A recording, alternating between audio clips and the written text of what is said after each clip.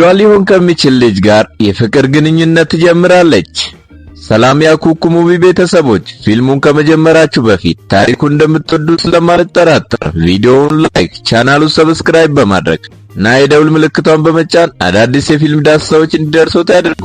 የፊልማችን ታሪክ ሲጀምር ቴድ የሚባል ሰው ከሚስቱ ማሪዮንና ከልጃቸው ሩት ጋር በሚኖርበት ባህር ዳርቻ ላይ በሚገኘው ቤት ውስጥ ሆነው ያሳየናል።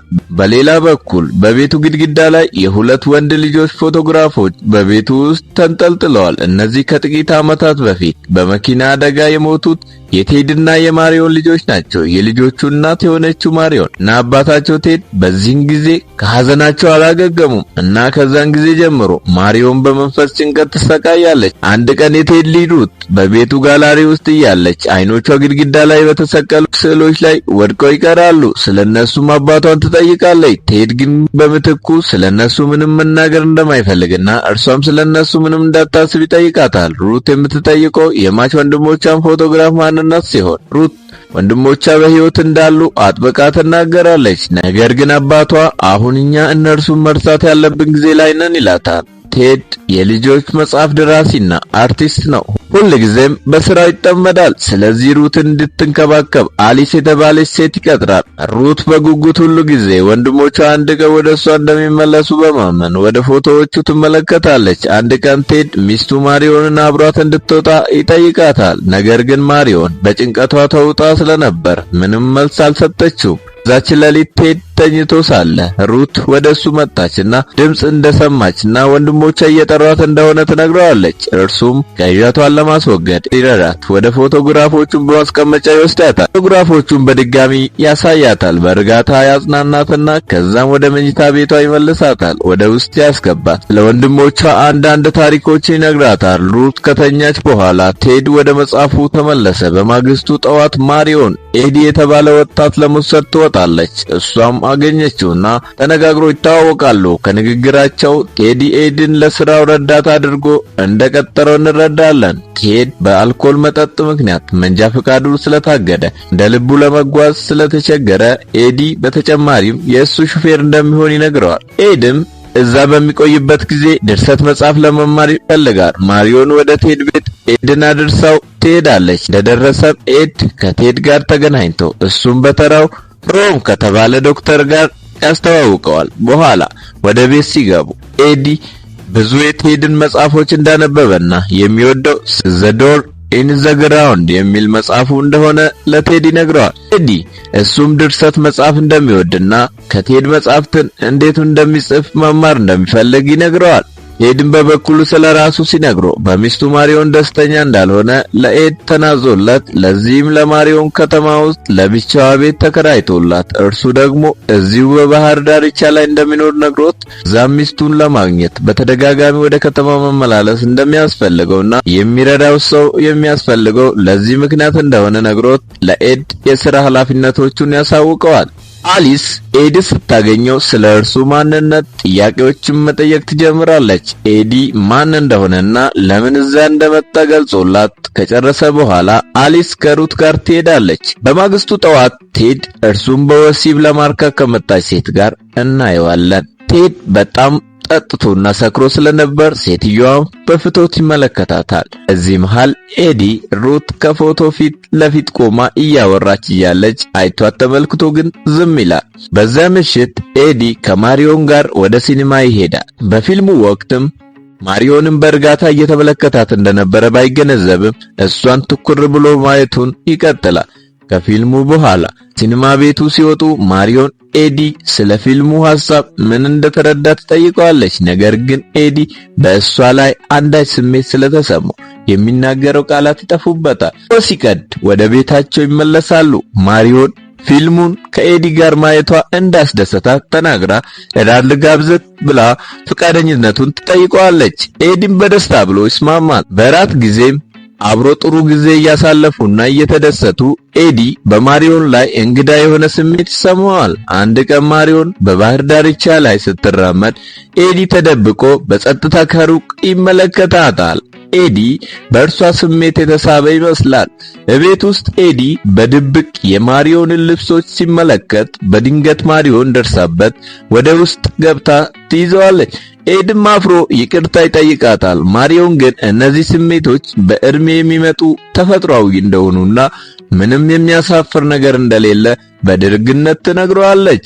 እንደውም እንደዛ አይነት ስሜት በሷ ላይ እርሱ ስለተሰማው ደስተኛ እንደሆነ ትነግረዋለች፣ ፈልገዋለች። ሲቀጥልም ፍቅርን ጨምሮ በተለያዩ ጉዳዮች ላይ እየተወያዩ ደጋግሞ ማውራት ይጀምራሉ እና ኤዲና ማሪዮን ቀስ በቀስ የተስማሙና የተቀራረቡ ይመስላል። አሁን ላይ ቴድ እና ማሪዮን በተለያየ ቦታ የሚተኙ ሲሆን ማታ ማታ ማሪዮን በባህር ዳርቻው ቤት ውስጥ ትቆያለች። ቴድ ደግሞ በከተማው ውስጥ ወደ ተከራየው ቤት ይሄዳል። ኤዲም በማሪዮን ቤት ማደር ይጀምራል እና ግንኙነታቸው አሁን እየበዛ ይመጣል። አንድ ቀን ምሽት ማሪዮን እና ኤድ እንደገና ለእራት ይወጣሉ። በእራት ጊዜ ማሪዮን ለኤዲ እንደ እድሜክ የምትኖር ጨዋ ልጅ ነህ ትለዋለች። ስለላ መሆኑ ነው። ይህን የሰማው ኤዲ በቀልድ መልክ ሊስቅባት ቢሞክርም እርሷ ግን አልሳቀችም፣ የምሯን ነበርና። ከዛ ማሪዮን ከሰራተኛቸው ከአሊስ ጋር ምናልባት ግንኙነት እንዳለው ብላ በቀልድ መልኩ ትጠይቀዋለች። እርሷም ከሌላ ሴት ጋር ግንኙነት ካለው ብላ እያረጋገጠች ሲሆን ከመልሶቹም ምንም የሴት ጓደኛ እንደሌለው ትረዳለች። ሲኑ ሲቀጥል ለምን አሊስን የፍቅር ጥያቄ እንደማይጠይቅ በቀልድ ትጠይቀዋለች። ነገር ግን ኤዲ አሊስ የምትመቸኝ አይነት ሴት አይደለችም ይላታል። እርሷም አሊስ ጥሩ ሴት አለመሆኗን እና ልጇን ሩትን በአግባቡ እንደማትንከባከብ ለኤዲ ትነግረዋለች። ማሪዮን አሁንም ባሏን ትወዳለች፣ ነገር ግን የወንዶች ልጆቿን ሞት ፈጽሞ ማሸነፍ አልቻለችም እና በዚህ ምክንያት ልጇን ሩትንም ከልቧ መውደድና መቅረብ ትፈራለች። ምክንያቱም እርሷንም እንደ ሌሎች ልጆቿ የምታጣ ይመስላታል። ይህን ከተናገረች በኋላ በጋላሪ ውስጥ ያሉትን የልጆቿን ፎቶዎች እንደገና ትመለከታለች። በሌላ በኩል ሰዓቱ ሄዶ ሌሊት ሲሆን ኤዲና ማሪዮን ሁለቱም ለመተኛት ወደ ክፍላቸው ይሄዳሉ። ነገር ግን ኤዲ መተኛት አልቻለም። አይምሮ በማሪዮን ሐሳቦች ተሞልቷል። አሁን በድንገት ማሪዮን ወደ ኤዲ ክፍል ትገባለች። ቤተሰቦች ላይክ፣ ሼር፣ ሰብስክራይብ በማድረግ ምን እንደሚፈጠር አብረን እናያለን። አሁን ማሪዮ የተለየ ስሜት ውስጥ ገብታለች፣ የፍቅር ስሜት። እሷም ኤዲን እስከዛሬ ከሴት ጋር ግንኙነት ፈጽመ ታውቃለህ ትለዋለች። ማሪዮን በወሲብ ፍላጎት እየተቃጠለች ኤዲን ለማሳሳት እየሞከረች ያሳየናል። ቤተሰቦች ሰብስክራይብ ያድርጉና አሁንም አብሮ የሚያደርጉትን ነገር እኔ በስሜታዊነትና በእርጋታ ትናገራለች። ከዛም ልብሷን ማውለቅ ትጀምራለች። ኤድም ይህ እድል እንዲያመልጠው አልፈለገም። በማሪዮን ልብ ውስጥ ያለውን ቦታ አስቀድሞ ተረድቷል። እርሱም ወደ እርሷ ቀረበና በዛ ምሽት አንሶላ ተጋፎ ፍቅር ይሰራሉ። ከዓመታት በኋላ ለመጀመሪያ ጊዜ ማሪዮን እውነተኛ ፍቅርና እርካታ ተሰማት። ከዛ በኋላ ኤዲም ከሷ ጋር በጣም እንደተደሰተ ይነግራታል።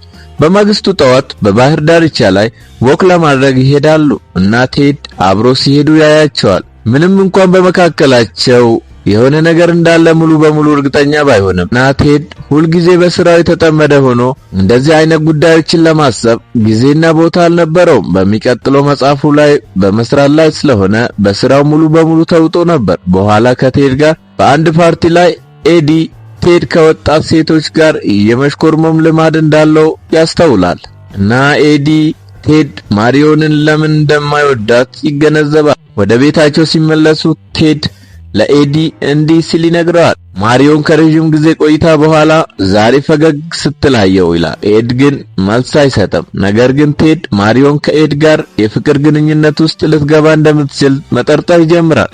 ኤድ ግን በጥበብና በጥንቃቄ ምንም ነገር ሳያስባንን የቴድን ጥርጣሬዎች ለማስቀረት ይሞክራል። በኤድና ማሪዮን መካከል ያለው ፍቅር እያደገ ይሄዳል። ደጋግሞ አብሮ ይተኛሉ፣ አብሮ ብዙ ጊዜ ያሳልፋሉ።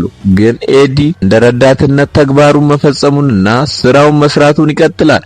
ቴድ ከሚስቱ ጋር ያለው ጉዳዮችን እንዳያውቅ በጥብቅ ይጠብቃል። ከቴድ ጋር ቴኒስ ሲጫወቱ እንኳን የመሸነፍ ስሜት እንዳይሰማው አውቆ ይሸነፍለታል። ቴድ በምንም መልኩ ፍርሃትም ሆነ ጥርጣሬ እንዲሰማው አልፈለገም። በማግስቱ ጠዋት ኤዲ ከቴድ ጋር ወደ አንድ ቦታ እየሄደ ሳለ ቴድ ከማሪዮን ጋር ስላለው ግንኙነት ያጫውተውና ከማሪዮን ጋር ፍቺ እንደሚፈልግና ኤድን እርዳታ እንፈልጋለሁ ይለዋል። ለልጄ ሩት አሳዳጊ ፈልጋለሁ በማለት በሌላ በኩል ቤት ውስጥ ኤዲ ቴድ ጥሩ ሰው እንዳልሆነ ለማሪዮን ይነግራታል። ነገር ግን ማሪዮን ቴድ ለእርሷ ጥሩ ባል እንደሆነና ሩትን በሚገባ የሚንከባከብ ጥሩ አባት እንደነበረና ብቸኛው የሱ ችግር ዝም ብሎ ስዕል የመሳል አባዜ እንዳለውና ያንን የእርሱን ማንነት እንደምትጠላት ነግረውና ሐሳቡን በመቃረን የእርሱን ጥሩነት ትመሰክራለች።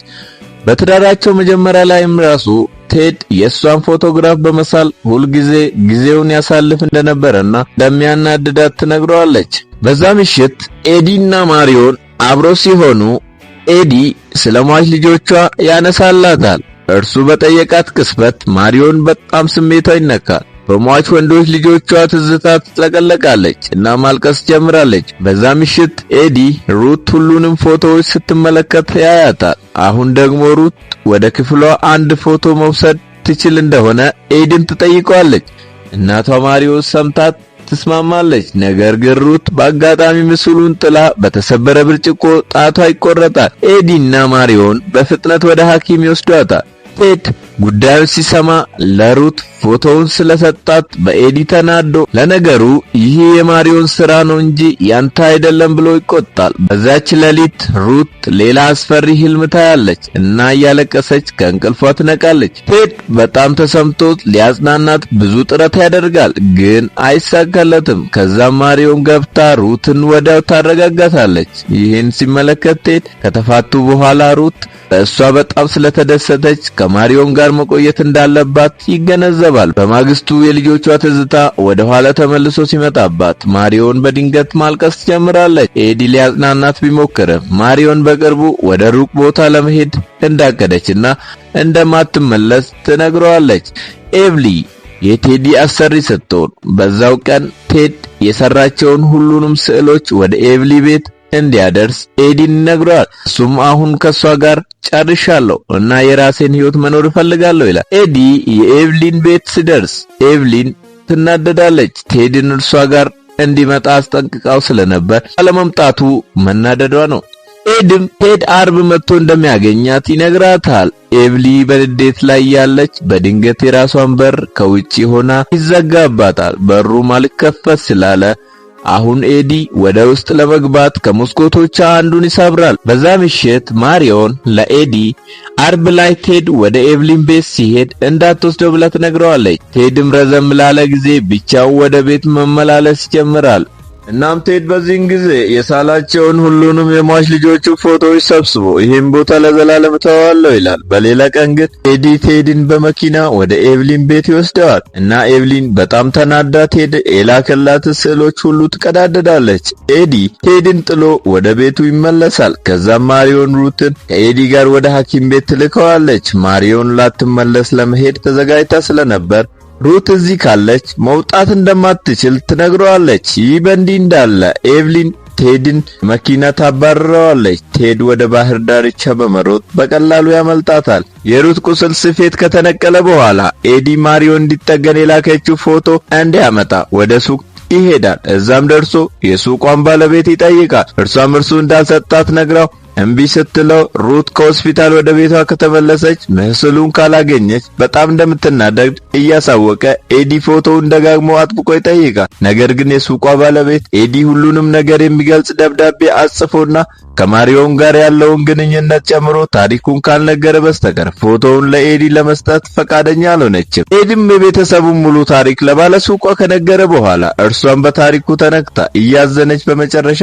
ጸሐፊው ምስሉን ለኤዲ ይሰጠዋል። ይህ በእንዲህ እንዳለ ቴድ ብዙ አድናቂዎቹ ወዳሉበት ሆቴል ሄዶ ለነርሱ ፊርማውን ሲፈርምላቸው ሲያሳየን ቴድ እዛ ከአድናቂዎቹ መካከል የሆኑትን ሁለት ወጣት ሴቶች ያስተውላል። ወደ ቤቱ ሊሸኙት እንደሚችሉ ይጠይቃቸዋል። ልጃገረዶቹ ግን በምትኩ ወደ ቤታቸው ወስደውት ከዛም ልብስ ቀይሮ እናያለን። ከዛም ቴድ ለልጃገረዶቹና ለእናታቸው ቀለም መቀባት እንደሚፈልግ ይነግራቸዋል። እነሱም በደስታ ይስማማሉ። ከዛም በእነሱ እርዳታ ቴድ በፍጥነት ወደ ቤት ይመለሳል። እንደደረሰ ማሪዮን እየሄደች ሲሆን ቴድ ዞር ብሎ አይቷት ነገር ግን ምንም ሳይላት እና ማሪዮንም በጸጥታ ትሄዳለች። በዚህን ጊዜ ማሪዮን ወደ ኒውዮርክ ለዘላለም ትዘዋወራለች። ከተወሰነ ጊዜ በኋላ ኤዲ ከሩት ጋር ይመለሳል። ቴድ ተናዶ ምንም እንኳን የእሱ ስህተት ባይሆንም ኤድን በጥፊ ይመታዋል። ኤድም ቴድ ከነካው እርሱን እንዴት እንደሚከላከል ማሪዮን በነገረችው መሰረት ኤድ ቴዲን ድጋሚ ልመታው ሲል